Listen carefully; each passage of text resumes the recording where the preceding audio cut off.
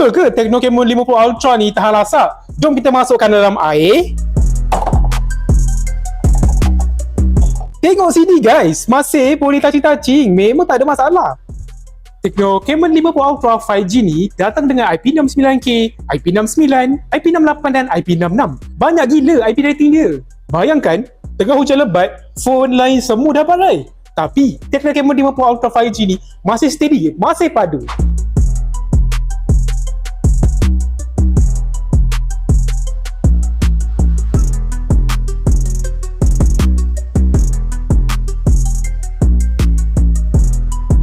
Ini bukan smartphone biasa. Ini phone yang dibina untuk tahan lasak, premium dan power dalam satu package. Phone ni bukan setakat tahan pencekan air. Dia juga boleh tahan habuk, tahan semburan air high pressure. Malah boleh bertahan dalam air sehingga 30 minit. Bukan tu saja guys. Dia ada ketahanan bertaraf military grade toughness. Jadi kalau phone terjatuh masa kerja, travel atau aktiviti outdoor memang no problem. Camon 50 Ultra 5G ni memang direka untuk tahan lasak, tahap ekstrim. Tapi untuk berapa tinggi boleh jatuh?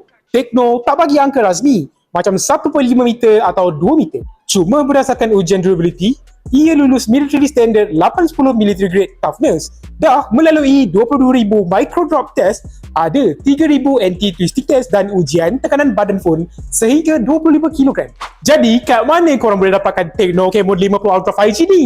Korang datang je ke All Gadget Permaisuri Ceras atau All Gadget Puchong Utama. Harga korang boleh tengok dekat sini. Jangan lupa like, follow dan share video ni.